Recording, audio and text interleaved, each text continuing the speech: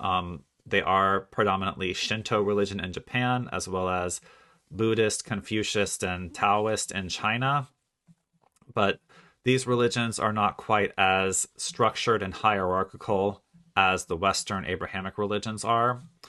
Of course, there's a very strong Masonic influence in Asia as well, and I have heard that it is the Grand Lodge of Orient out of France that controls a lot of the politics in Asia. It was the Khazarian Mafia that brought Bolshevism and communism to Russia, and most likely the Khazarian Mafia behind the CCP Communist Party in China as well. However, there do remain in the background these Asian dragon families that go all the way back to the Chinese and Japanese emperors, and they operate with a degree of autonomy from the Western power structure. It would seem that the Black Dragon families have more or less cooperated with these French Freemasons and Khazarian Mafia, whereas the white ones would be the thorn in the side. And they have their own separate structure of nobility, with the military leader being the shogun, the nobles being the daimyo, and the military warriors, which are comparable to the Templars, being the samurai. And they have their own code of laws called the Bushido Code. So there is some cooperation from that faction and other sources of contention. And as this White Hat Alliance speeds up, we're seeing the white Asian dragon families making their move against the Western Khazarian Mafia controllers. So now we get into the dark side of spirituality, which operates behind the public veil of these Abrahamic religions and peeks through to the public at some times.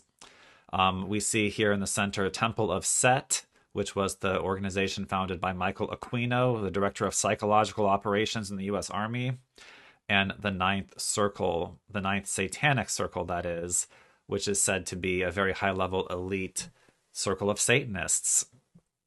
So all of these high-level elites are said to be occultists, practicing ritual magic and rituals to Satan behind the scenes. Some of these satanic organizations have peeked into the public view a little bit more, with something like the Church of Satan, founded by Anton LaVey, being sort of a public front for Satanism to make people think that any normal person can just join in this satanic club and, be part of the Illuminati by doing so, when really that's not so much the case. I would say an organization like the Church of Satan is really just kind of a simulation to make people think that Satanism is not something that the elites are involved with, when really they have their own satanic orders that are very high up and very, very secretive. Some of this information I have gained insights from Jesse Sesbotar, who claims to be someone who defected from the Mothers of Darkness, which is the highest order female organization of Satanists in the world, who are all witches as well. Many of the highest level elites that do have titles of nobility and are from these Illuminati families are practicing witches and warlocks in their spare time. They are black magi who summon demons, become attached to demons, and make blood oaths to Satan and Lucifer. We have in the center here, between those two main obelisks, the cult of Baal and the synagogue of Satan, which are two terms that I've used very frequently in my various artworks. The synagogue of Satan being a reference directly from the Bible of Jesus Christ and other books of the Bible, referring to the current rulers of Judaism, which were at that time the Sanhedrin, as a synagogue of Satan. So saying that, although the original Torah was said to be the work of God, that no one was actually following it, and that they had become a synagogue of Satan in the meantime. And then the cult of Baal is obviously referencing the cult of Baal, my diagram, as well as the core beliefs of all these different Abrahamic religions, including Judaism, which goes back to the Canaanite pantheon and the worship of Baal, which the common practice of worshiping Baal was, of course, child sacrifice. And that's what all these corrupted Abrahamic spiritual belief systems ultimately go back to, is the Phoenician Canaanite pantheon and Baal worship. Also, top central here is the Merovingian bloodline, which is said to be the bloodline descended from either Jesus Christ or Satan, or both. And this is how, for a very long period of time, throughout all the Dark Ages, medieval period, and Renaissance, the kings and queens of Europe claimed authority to rule over the general population by claiming that they had blood descent from Jesus Christ or had married into the Merovingian bloodline of Jesus Christ. So claiming they had been anointed by God to rule the people, when really there was a lot of other nefarious activity going on behind the scenes, where these bloodlines had been significantly interrupted by priesthoods seeking more control and authority. Much of this also goes back to the priesthood of Amun, which is the original Egyptian priesthood involved in the temple of Luxor, as well as the ceremonies and rituals in worshiping the Egyptian pantheon. And it was also in that period that Atonism developed at the behest of the pharaoh Akhenaten, in which he threw out the old pantheon and created the first monotheistic religion, which was actually the inspiration and template for the three Abrahamic religions which came later on. Which of these forces, which of those factions were more benevolent and which were more corrupted is definitely debatable. Some say that the original Hebrews of Israel were a combination of the Hyksos pharaohs, who were the invading pharaohs fleeing Egypt, combined with the priesthood of Amun, which had formed the 21st dynasty of Egypt and was one of the first dynasties of Egypt that was formed by the actual priesthood and not the line of pharaohs. So that could have been a point when the priesthood got a little bit too power hungry, and the first point at which the line of control over planet Earth was broken between God, the ruler, and the people, and then the priesthoods decided to step in and, create their own authority to govern the people. So moving up here to the highest level of the spiritual controllers of the planet would be the Eve Serpent Cain lineage, the most powerful, richest families, grand high priests and priestesses, the mothers of darkness, which I mentioned briefly already, Council of 13. I'm not sure exactly if that means 13 individuals or 13 families, but anyways, we're getting down to smaller and smaller and smaller groups of elites that are, having debates among themselves about controlling the planet.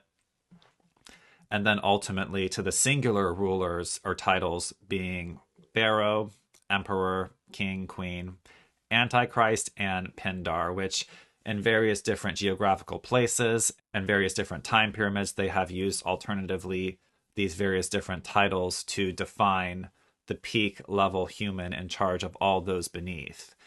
And it is generally assumed that that peak human is the one who is the contact person between humanity and the higher dimensional realms, since we have been in the fallen kingdom for most of our recorded history. That would be the contact person between humanity and Satan. So now we get into the off-world and extraterrestrial factions and forces controlling our world here on planet Earth. As I've said a few times so far, the main one being Satan, which is referenced in 2 Corinthians 4:4. That quote being, which varies widely from one version of a Bible to another, but is in some versions seems a little bit backwards and hard to interpret. But in the New International Version, it says, "The eyes of those who do not believe are made blind by Satan, who is the god of this world." So the big question is that quote saying that this world that we live in here, is it actually hell already? Or is there another hell beneath this one? That is debatable, but there are some elites that actually do believe that this is hell, this is Satan's kingdom, and therefore, as they worship Satan, they will become more authoritative in this world that we exist in. But is Satan an actual extraterrestrial person himself? Or is he, and this is my belief, more of just a title of whoever the chief extraterrestrial, physical extraterrestrial would be that these top leaders of humanity are actually communicating with? Some possibilities of that individual being potentially either Enki or Enlil, who were the 2 primary Anunnaki gods of the Sumerian pantheon.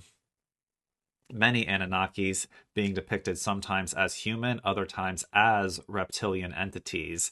And we know from so much UFOlogy research that Draco reptilians are very high up in this whole power system, and that at these highest level meetings among elites and in secret councils, there are at times Draco reptilians involved and calling the shots in these. There is some terminology here that I have learned fairly recently and learned even a lot more about since I made my Nachtwaffen video a few weeks back. I did originally have Dark Fleet on here as well as Orion Empire, but I did learn recently the terminology Giza Intelligence Group, which is another name, supposedly the official name of the Nachtwaffen, which Nachtwaffen is a synonymous German term for Dark Fleet. This is the breakaway space program of the original Third Reich, the Nazis, which is said to have now expanded into a solar system-wide interplanetary conglomerate empire with many different slave colonies throughout the solar system.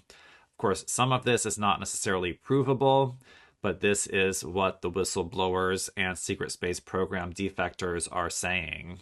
And it certainly wouldn't surprise me. The large teal bubble in the middle of this section represents the extra-dimensional entities who are controlling everything in the physical realm below them. The most common terminology that we refer to these as is demons, archons, jinn in Islam, oni is a Japanese term. These are the entities that are summoned in a lot of these occult rituals and latched on to physical beings, essentially becoming the puppeteers of flesh and bone marionettes. There are even higher and bigger and more powerful extra-dimensional entities which are spoken of in some channel material, such as the Chimera, which are said to be giant extra-dimensional entities that look essentially like octopuses that hover over major cities on planet Earth and just suck all the negative energy, feed off the negative energy coming from these Cabal strongholds, which are our cities, based on all the suffering and all the different rituals going on in the cities. These are the type of entities that really only benevolent intergalactic forces are capable of dealing with. Nefarious threats to benevolent life in the universe. All of these demonic extra-dimensional entities represent detachment from source. They're feeding off of lower life forms to get their energy as opposed to being tapped in directly to the ultimate light of the universe, the Most High, the Almighty God. So I'm happy to say that this concludes the negative portion of the world hierarchy pyramid. And from here out, it's all of the benevolent forces, which have had less of an influence on the politics of this planet, but of course, on the ground level, the benevolent forces always have the strongest influence on we the people and on the actual natural law of the kingdom of Earth. That all this dark hierarchy is an attempt to usurp the power and the authority of the Most High and corrupt the natural law and the common law, God's law, and the universal free will that was meant to exist throughout the universe.